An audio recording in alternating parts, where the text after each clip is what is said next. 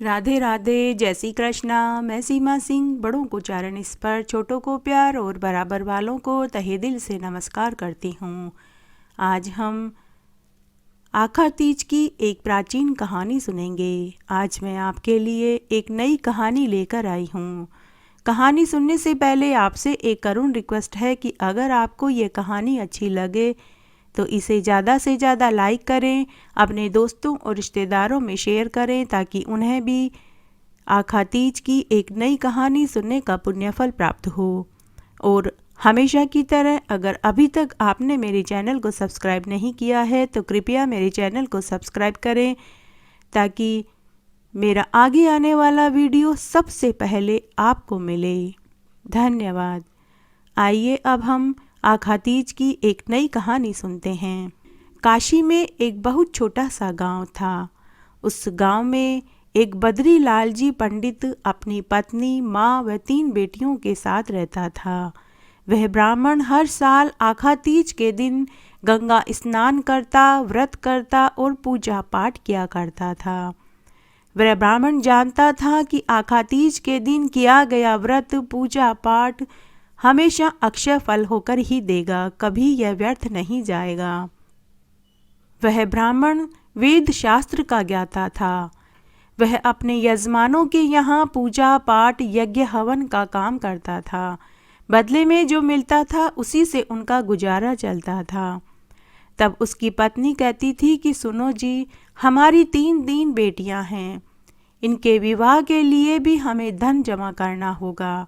आप ऊपर की कमाई क्यों नहीं करते? लेकिन बद्री लाल जी अपनी पत्नी से कहते कि भगवान, मैं ईमानदारी को नहीं छोड़ूंगा। जिस ईश्वर ने मुझे संतान दी है वो ही सब करेगा। इस तरह बद्री लाल जी ने अपनी ईमानदारी, सत्यनिष्ठा पर वह हमेशा कायम रहा। उस ब्राह्मण की आर्थिक हालत बड़ी ही दयनीय थी। उसने पूरी जीवन में मात्र इज्जत ही कमाई थी। धन, लालच, स्वार्थ, छल, कपट उसमें नाम मात्र का भी नहीं था। उसकी आजीविका का मात्र एक ही साधन था, उसकी वेद विद्या, जो कि वह यजमानों के यहाँ पूजा पाठ, यज्ञ हवन आदि करके ही कमाता था। अब उसकी बेटियां विवाह लायक हो चुकी थी।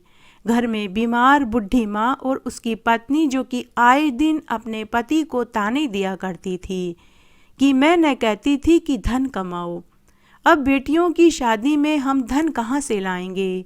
बिना धन के कौन इनसे विवाह करेगा? पूरी उम्र आप सबको ईमानदारी का पाठ पढ़ाते रहे, अब अपनी बेटियों की शादी में अपनी बेटियों को ईमानदारी दहेज में दे देना। मैं भी देखती हूँ कि कौन लड़का आपकी ईमानदारी दहेज में लेकर आपकी बेटियों से शादी करने को राजी होता है। अब तो वह ब्राह्मण बद्री लाल जी की अपनी बेटियों की बढ़ती उम्र और पत्नी के तानों को सुन सुनकर ब्राह्मण बद्री लाल की रातों की नींद, दिन का चैन और पेट की भूख सब गायब हो चुकी थी। तब एक दिन की बात है, गांव के ब्राह्मण समाज के लोग आपस में बातें कर रहे थे कि नगर के राजा अक्षय तृतीया के दिन यज्ञ हवन आदि करवाएंगे। भोजन आदि कराने के बाद पंडितों, ब्राह्मणों और साधु महात्माओं को स्वर्ण मुद्राएं दान में देंगे। यह बात पंडित बद्रीलाल जी की पत्नी को पता चल गई, तो वह अपने पति से बोली कि सुनो जी, आपने पूरी उम्र ईमानदारी को बांस पर चढ़ाए रखा। भगवान के लिए आप अपनी ईमानदारी को जमीन में गाड़ दीजिए और जैसा मैं कहती हूँ वो करिए। कल अक्षय तृतीया के दिन नगर के राजा के पास जाइए। मैंने सुना है वह सभी ब्राह्मणों, पंडितों और साधु महात्माओं को यज्ञ हवन और भोजन कराने के बाद स्वर्ण मुद्राएं देंगे।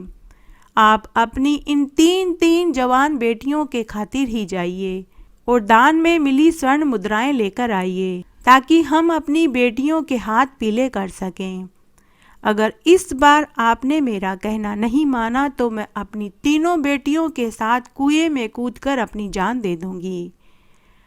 आखिर पत्नी की जिद के आगे पंडित बद्रीलाल जी को हार माननी ही पड़ी।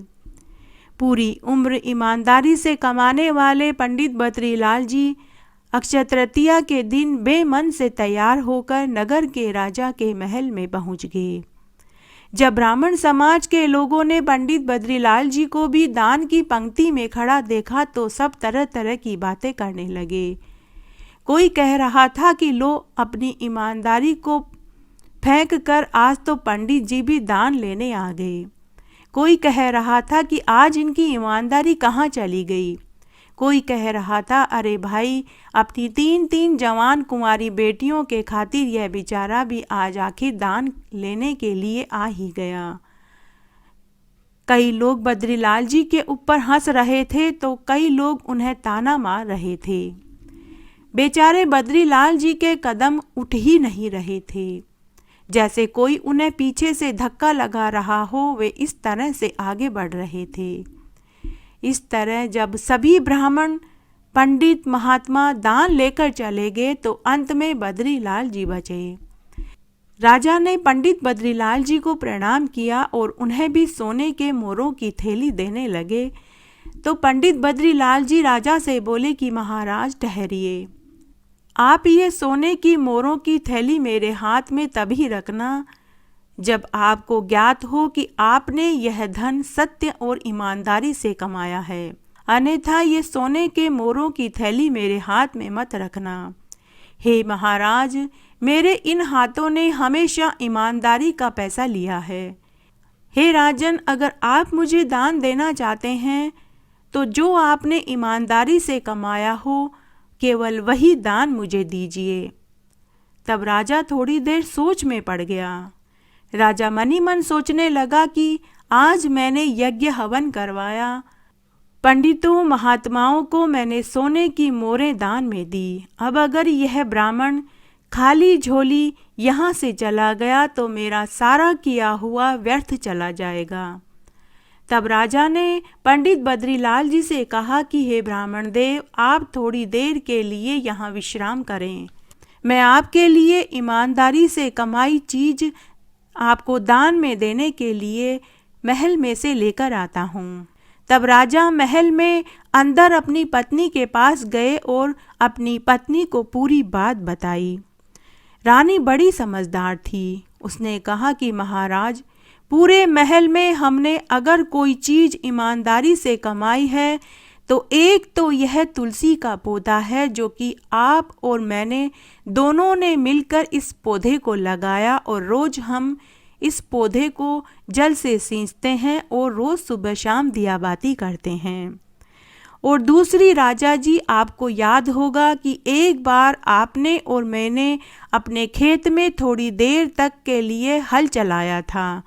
तब हमारे खेत में जौ और धनिया की फसल उगाई गई थी। यह सूखा धनिया और यह जो बचा हुआ रखा है, आप यही ब्राह्मण को दे दीजिए। ये हमारी मेहनत की कमाई है। तब कुछ मुट्ठी जौ की और कुछ मुट्ठी सूखे धनिये की जो वहाँ बची हुई पड़ी थी, रानी ने उनको कपड़े की पोटली में बांधकर राजा को दे दी। तब राजा को अपनी रानी के जवाब से बहुत प्रसन्नता हुई और मन को तसल्ली हुई कि अब यह ब्राह्मण खाली झोली मेरे महल से नहीं जाएगा। राजा ने तुलसी का पौधा, जौ और सूखे धनिये की पोटली ब्राह्मण पंडित बद्रीलाल को दे दी और कहा कि हे ब्राह्मण देव, ये सभी चीज़ें मेरी मेहनत की कमाई है। ब्राह्मण ने खुशी खुशी राजा को आशीर्वाद दिया और वो सामान लेकर घर चला आया। घर पर उसकी पत्नी अपने पति का बेसब्री से इंतजार कर रही थी। जैसे ही उसने अपने पति को घर आया देखा तो वह पूछने लगी कि आप क्या लेकर आए, जल्दी बताइए। तब बद्रीलाल जी ने थैले में से तुलसी का पौधा निकाला और जौ और सूखे धनिये की छोटी छोटी पोटली निकाली और बोला कि लो भगवान, मैं यह लेकर आया हूँ। इस पोटली में 4-5 मुट्ठी जौ की और 4-5 मुट्ठी सूखे धनिये की है और हमारे भगवान विष्णु की प्रिय यह तुलसी महारानी है। राजा से मैं यही चीज़ें दान में लेकर आया हूँ। यह सुनते ही ब्राह्मणी गुस्से से तिलमिला उठी कि मेरी किस्मत ही खराब है जो मैं तुम्हारे साथ ब्याह कर इस घर में आई। हमारे पड़ोस के शर्मा जी तो स्वर्ण के मोरों से भरी थैली राजा से दान में लेकर आए हैं। उनकी पत्नी पूरे मोहल्ले भर में सोने की मोहरें दिखाती फिर रही है। हाय रे मेरी फूटी किस्मत। और वह रोती रोती अंदर कमरे में चली गई। तब ब्राह्मण की तीनों बेटियां अपने बाबा के पास आई और बोली कि बाबा, हमें आपके ऊपर नाज है। आपने आज भी अपनी ईमानदारी की लाज रखी। बाबा, हमारी किस्मत में होगा तो हमारी शादी जरूर होगी, लेकिन आपकी ईमानदारी को बेचकर अगर हमारी शादी होती तो हम कभी खुश नहीं रह पाते। तब बद्रीलाल जी ने अपनी बेटियों के सिर पर हाथ रखा। बेटियों ने जौ और धनिये की पोटली रसोई में और तुलसी का पौधा घर के बीचों बीच आंगन में रख दिया। और इस तरह रात्रि हो गई और सब सो गए। दूसरे दिन जब ब्राह्मणी सोकर उठी और स्नान आदि कार्य करने के बाद आंगन में आई तो उसने देखा कि तुलसी का पौधा सोने, चांदी, हीरे, मोती, जवाहरातों से लड़झड़ हो रहा था। फिर वह भागी भागी रसोई में जौ और धनिये की पोटली खोलकर देखी तो उसकी आंखें फटी की फटी रह गई। जौ और सूखा धनिया भी सोने में बदल चुका था। तब उसकी पत्नी जोर जोर से बोली कि सुनो जी, यह सब कैसे हुआ।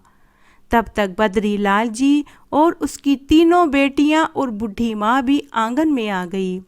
तब बद्रीलाल जी की बूढ़ी माँ ने अपने बेटे, बहू और पोतियों से कहा कि यह सब मेरे बेटे के पूजा पाठ ईमानदारी का फल है। मेरा बेटा हर साल आखा तीज पर व्रत पूजा पाठ करता है, यह उसी का फल है। भगवान विष्णु ने यह सब दिया है। आखा तीज को किया गया व्रत पूजा पाठ दान का फल अवश्य मिलता है। इस दिन किया गया दान व्रत पूजा पाठ कभी व्यर्थ नहीं जाता। पंडित बद्रीलाल जी को अपनी माँ की कही हुई बातों में सच्चाई नजर आने लगी।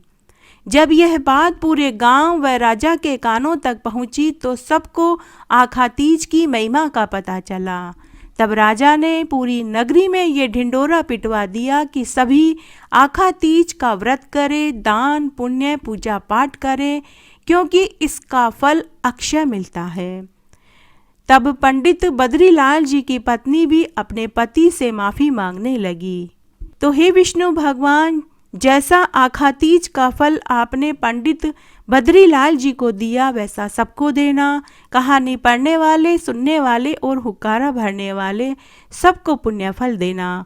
घटती हो तो पूरी हो, पूरी हो तो परवान चढ़े, भूले बिसरे नाम तेरे भंडार में भरे। इस तरह आज मैंने आपको अक्षय तृतीया के दिन सुनी जाने वाली एक नई कहानी सुनाई। आशा करती हूँ यह आपको ज़रूर पसंद आएगी। मेरे साथ बने रहने के लिए आपका धन्यवाद। आगे की कथा कहानी के लिए भी आप इसी तरह मेरे साथ बने रहें। धन्यवाद।